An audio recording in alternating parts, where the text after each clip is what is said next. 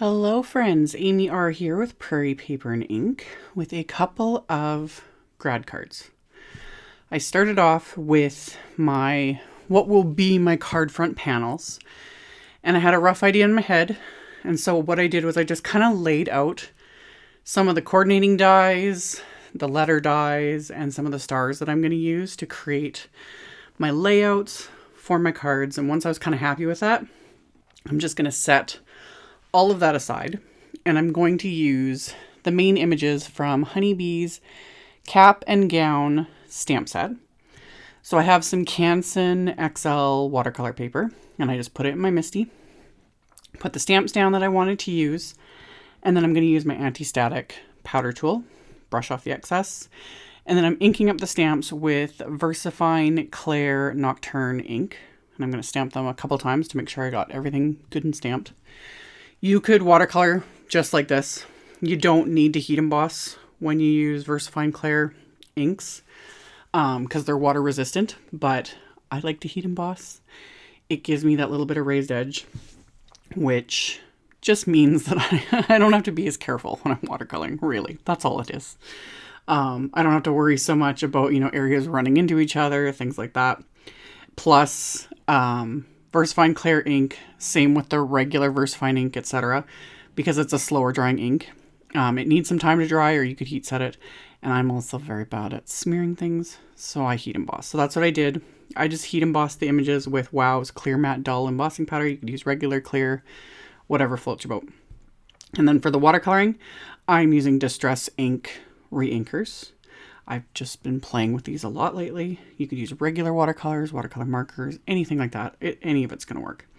But I chose my Distress Reinkers, and I'll have links to the specific colors, but it was Tattered Rose, Gathered Twigs, Ground Espresso, Wild Honey, and Black Soot. And I put tiny little dabs on this plastic palette, more than I will need for these images. And then I quickly just had a scrap of watercolor paper and was just kind of mixing a couple of colors, because I'm doing skin tones, although I call this easy skin tones because all you're painting is their arms basically, and like the back of his, neck and ears.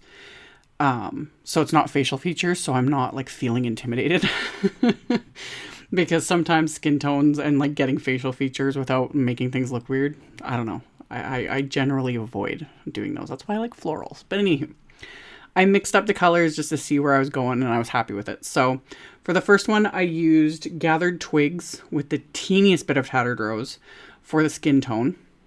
And then for the hair, it was a mixture of Ground Espresso and Black Soot just to get it like darker.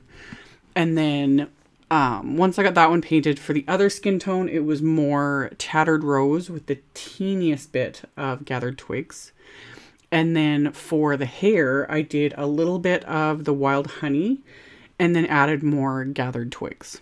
So this is, again, one of these types of images where you can definitely, customize it for the recipient, etc. Or you could just stamp and heat emboss it like onto white cardstock. These images have enough detail that you don't even need to color them, in my opinion. It's whatever works. Same with the gowns. You could do them, school colors, all that sort of thing. I just went with black. That's also why I chose to use Distress Reinkers, because Black Soot is such a deep, what I call a true black. Like when you add water to it, it doesn't turn into like a purple or any other weird colors. Like it's just a true black, and that's what I love. Because there's nothing worse than going to paint with something that you think is black, and then you start adding water and it starts turning, purple or blue or whatever weird color. So again, I kept this simple. I just painted them black. Just using my regular little paintbrush, adding some water. When you're working with Distress Reinkers, make sure you're adding water, because if you're not using enough water, these reinkers, they're not meant for watercolor in that sense. They're meant to reink your ink pads. So if there's not enough water added, you're just adding like straight up reinker to your watercolor paper. And because of like the glycerins and resins and whatever, all is in them that are meant to not dry out an ink pad, you might find, if you find that, you paint something with a Distress Reinker and you find that it doesn't seem to be fully dry, like even way later, there wasn't enough water added. Ask me how I know. So anywho, these were easy to paint once they were dry. I use the coordinating Honeycuts dies, and I tape them into place with some of my just Spellbinders tape so that the wafer dies don't move, you know, shift anywhere when I run this through my die cut machine. So I used all the coordinating wafer dies, taped them into place, and then I'll run these through my die cut machine. And then off camera, I also die cut a whole bunch of letters. I used the Be Bold alphabet Honeycuts. This is the uppercase one. And I die cut GRAD from black cardstock as well as from some silver glitter paper. And I stacked 2 layers of the black cardstock together to give it a little bit of dimension. And then I topped it with the silver glitter paper die cut. So I've got that fabulous silver glitter. I don't use silver very often. I don't know why I feel the need to make a note of this. But every time I make a grad card, I always go with black and silver. I think it's just the easiest, like, neutral.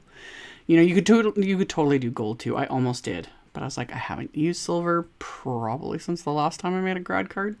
You know, gold would look fabulous. And again, school colors, those sorts of things, like you can just customize it to the nines. But anywho, I layered all those letters together, did that twice for each of the cards. I also die cut a whole bunch of stars from some silver glitter paper, from some silver foil paper, the black cardstock. Have that all just all over my desk. And then for the sentiments, these are also from the Cap and Gown stamp set. And I just stamped them onto some black cardstock with clear embossing ink. And then I'm using silver embossing powder. I almost used white because that's just my go-to. White heat embossing on black cardstock looks fabulous. But so I'm using silver this time. And there's something about the silver. Like it, when the light isn't hitting it, you almost can't see it very well. But then the minute the light hits it and you get that reflection with the silver metallic, it's like, ooh, this looks really nice. So I heat emboss the sentiments, and then I use the coordinating wafer dies for those as well. This is something I rave about all the time.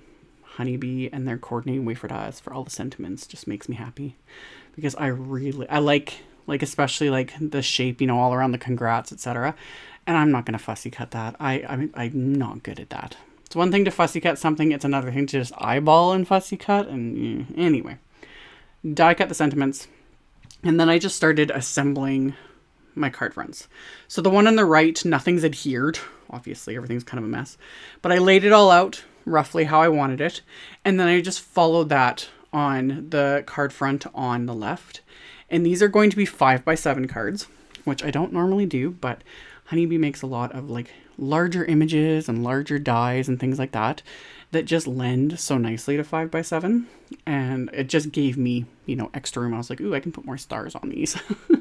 So these card fronts right now are slightly smaller than 5x7. They're roughly like, I think 4 3/4 by 6 3/4, something like that.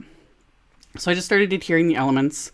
The individual letters were super easy to adhere. If these were more like finicky letters or more letters than just the 4, I would have used, you know, a ruler, made sure they were straight. But these were just super simple to just work. I just put the D down first and then just worked my way back.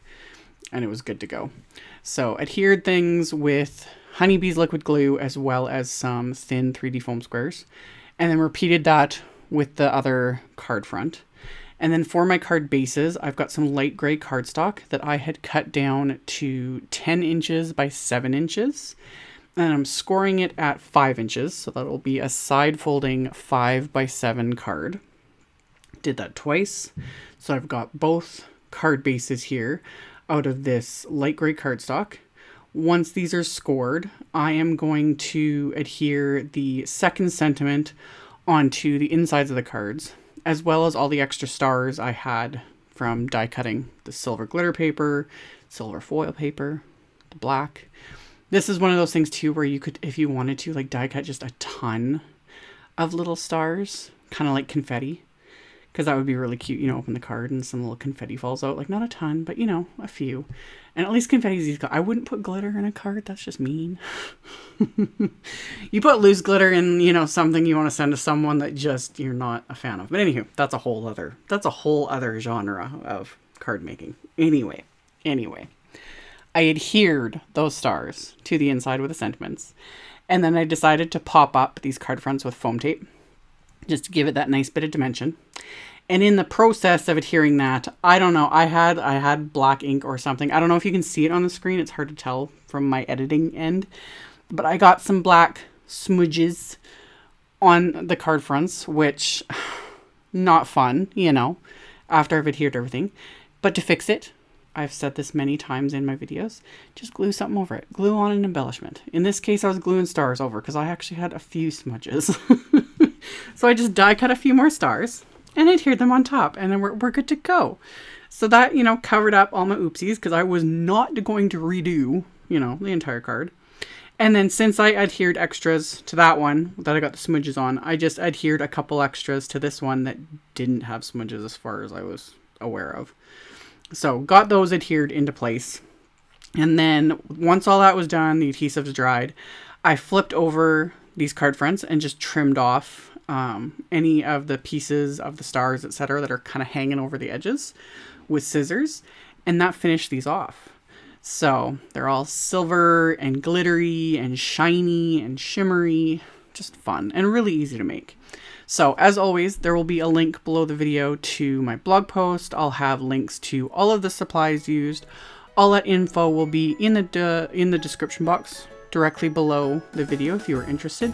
Thank you all so much for watching and subscribing, thumbs upping, commenting, all of it. I very much appreciate it. And I will see you all very soon in another video. Bye!